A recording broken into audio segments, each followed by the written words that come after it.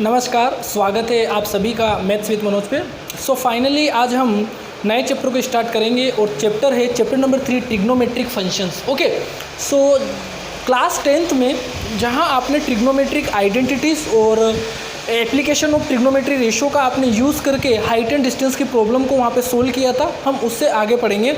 यहाँ पे हमने trigonometric functions and trigonometric functions पढ़ेंगे और उससे रिलेटेड हम कर्व भी सीखेंगे। यहाँ पे साइन, कोस, टेन, कोसेक, सेक, उन कर्व को हम ड्रॉ कैसे करते हैं वन बाय वन हम यहाँ पे सब सीखेंगे और ट्रिग्नोमेट्रिक प्रॉपर्टीज़ को भी हम यहाँ पे डिस्कस करेंगे। Okay, so one by one हम डिस्कस करते जाएंगे यहाँ पे।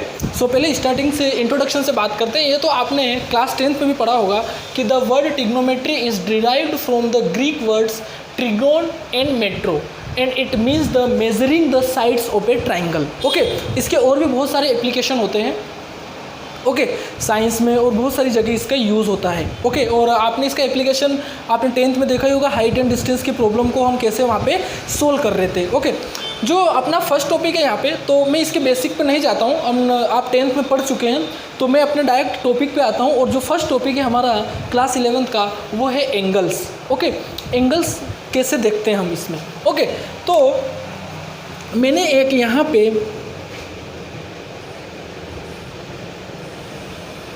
एक रे ली है। ओके, और उस रे को मैंने ए लिखा है।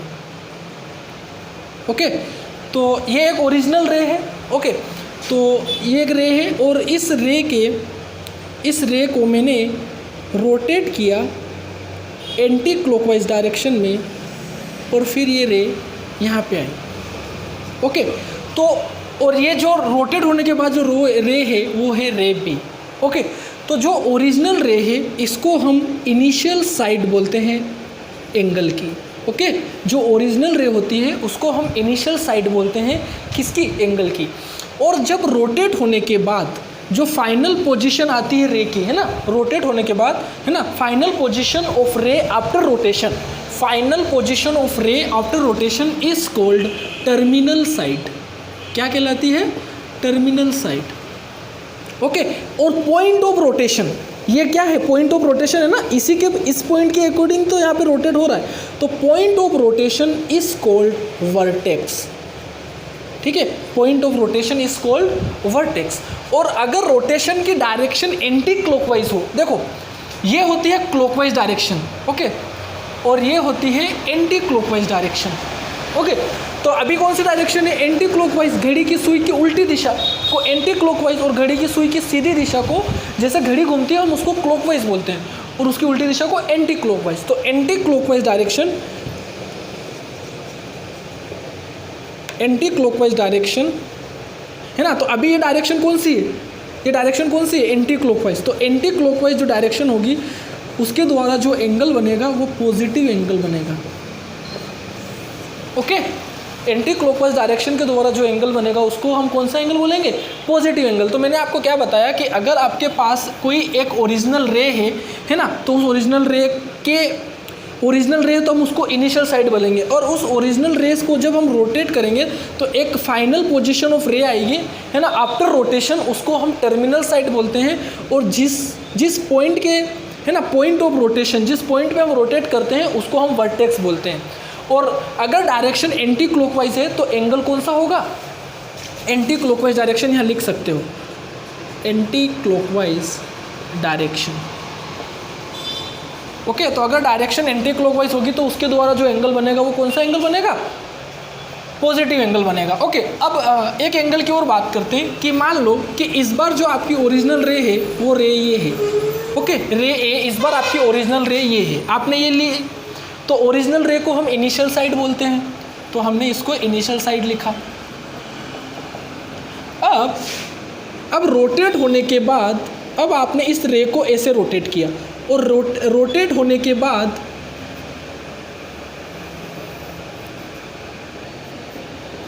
है ना, फाइनल पोजीशन ऑफ रे आफ्टर रोटेशन, तो रोटेशन करने के बाद जो पोजीशन आई रे की वो ये आई, तो फाइनल पोजीशन ऑफ रे after rotation is called terminal side.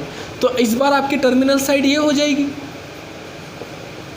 Okay, और point of rotation is called vertex. तो इस बार आपका वर्टेक्स ये हो जाएंगे। और देखो आप एंगल रोटेशन देखो, इस बार रोटेशन कैसे है, क्लॉकवाइज है ना। तो कौन सा रोटेशन है ये, यहाँ आप लिख सकते हो एंटी क्लॉकवाइज।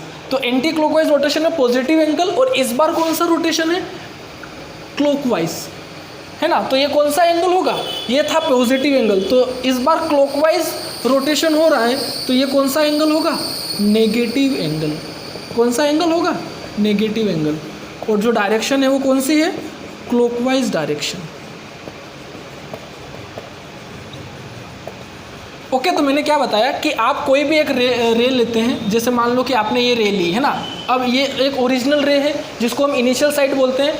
अब या तो ये रे रोटेशन के बाद ऐसे होगी है ना, तो ये जो एंगल बनेगा ये पॉजिटिव एंगल बनेगा। अगर रे इधर आ रही है ना, अगर रे इधर आ रही है तो फिर ये जो होगा ये एंगल, ये एंगल कौन सा होगा, नेगेटिव एंगल होगा।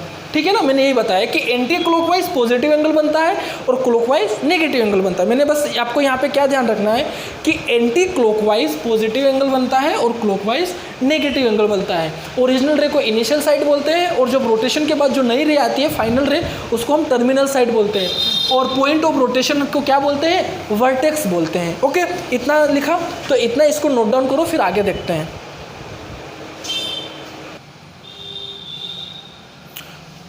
ओके, तो अब आपने जो क्लास 10th में जो पढ़ा होगा मैं आपको रिवाइज़ करवा देता हूँ, है ना। कुछ चीज़ें रिवाइज़ करवा देता हूँ तो हमें आगे प्रॉब्लम नहीं आएगी। ओके, उनको रिवाइज़ करके चलते हैं हम। तो देखो हेडिंग लगा लेना, ऐसे ही है ना, आप नोट लगा लेना या नोट में लिख लेना। एंगल हम पढ़ चुके हैं, है ना। एंटी क्लॉकवाइज डायरेक्शन के द्वारा जो एंगल बनते हैं वो पॉजिटिव एंगल बनते हैं, और क्लॉकवाइज डायरेक्शन के द्वारा जो एंगल बनते हैं वो नेगेटिव एंगल बनते हैं। वो मैंने अभी आपको बताया। अब बात करते हैं कुछ बेसिक्स की जो आपने पहले से पढ़ चुके हैं, उनको हम रिवाइज़ कर लेते हैं।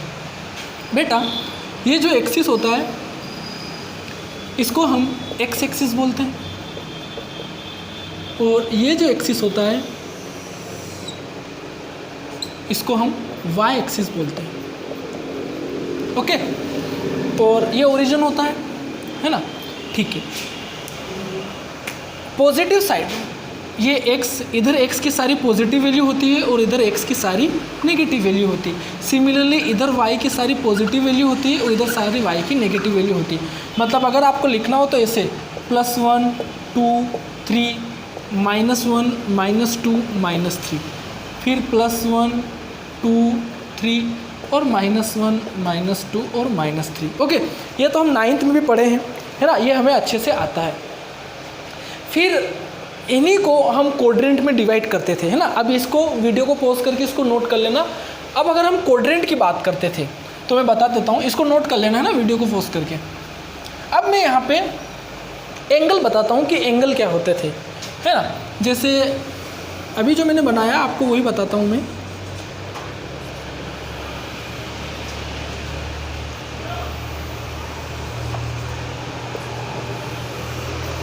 बात मेरी सुनना, ठीक है।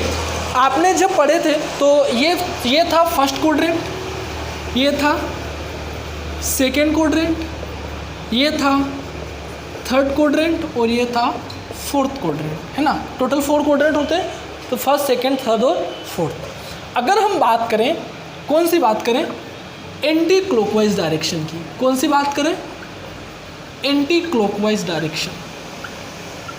तो एंटी क्लॉकवाइज डायरेक्शन के द्वारा जो एंगल बनेंगे वो कौन से एंगल बनेंगे, पॉजिटिव एंगल, है ना। तो ये फर्स्ट में 0 डिग्री आएगा। अब एंटी क्लॉकवाइज में जा रहे हैं तो पॉजिटिव एंगल मतलब ये 90 डिग्री बनता है ना, है ना। फिर ये 90 + 90 ये 180 आ जाएगा, और 180 फिर +90 बनेगा 270, और फिर 270, है ना, और फिर 90 करेंगे तो ये 360 आ जाएगा। इतना समझ में आया ना, है ना। ये 90 डिग्री तो बनते हैं यहाँ पे, ठीक है। 90 डिग्री को हम π/2 भी बोलते हैं रेडियन में, ये डिग्री में, ये रेडियन में है। इसको हम पाई बोलते हैं, इसको हम 3π/2 बोलते हैं। 0 डिग्री और रेडियन में सेम रहता है, और 360 को रेडियन में 2π बोलते हैं, है ना। तो ये ध्यान रहे कि जब रोटेशन एंटी क्लॉकवाइज हुआ, तो हमने एंगल को पॉजिटिव लिखा। और कहाँ पे कौन सा होता है, यहाँ पे 0 होता है, यहाँ पे 90 डिग्री होता है, यहाँ पे 180 डिग्री होता है, यहाँ पे 270 डिग्री और यहाँ पे 360 डिग्री होता है, ठीक है। अब इधर आते हैं, रहेगा तो यहाँ ही 0 डिग्री, और अगर हम बात करें कौन सी, क्लॉकवाइज, कौन सी बात करें, क्लॉकवाइज डायरेक्शन, तो क्लॉकवाइज डायरेक्शन में जो एंगल होता है वो कौन सा एंगल होता है, नेगेटिव, है ना। तो 0 तो हो गया, अब फिर यहाँ पे कौन सा आएगा, माइनस का 90 डिग्री, है ना। फिर यहाँ पे माइनस 180 और माइनस 270 और फिर माइनस का 360 डिग्री। क्वाड्रेंट तो वही रहेगा, first quadrant, second quadrant, third quadrant और फोर्थ क्वाड्रेंट। इसलिए मैंने आपको एंगल पढ़ाया था। एंगल में मैंने क्या बताया था कि एंटी क्लॉकवाइज डायरेक्शन में जो एंगल बनता है वो पॉजिटिव एंगल बनता है। तो जो देखो एंटी क्लॉकवाइज डायरेक्शन में जो एंगल बने वो सारे पॉजिटिव एंगल बने, और जो क्लॉकवाइज डायरेक्शन में जो एंगल बनते हैं वो नेगेटिव एंगल बनते हैं। तो देखो इस बार मैंने क्लॉकवाइज में जो एंगल बनाए वो नेगेटिव एंगल बनाए, ठीक है। तो यही हमें अभी ध्यान रखना है, यही हमें पता रखना है कि अगर एंटी क्लॉकवाइज डायरेक्शन में अगर कोई एंगल बन रहा है तो वो पॉजिटिव एंगल बनेगा, और वो कैसे होता है, 0, 90, 180, 270, 360, और अगर क्लॉकवाइज में बनता है तो फिर वो नेगेटिव एंगल बनते हैं, और वो कुछ इस टाइप से होते हैं। ओके, तो इनको नोट करो। नोट का फर्स्ट पॉइंट मैंने बता दिया था, ये सेकेंड पॉइंट में लिख लेना आप। ओके, इसको नोट करो।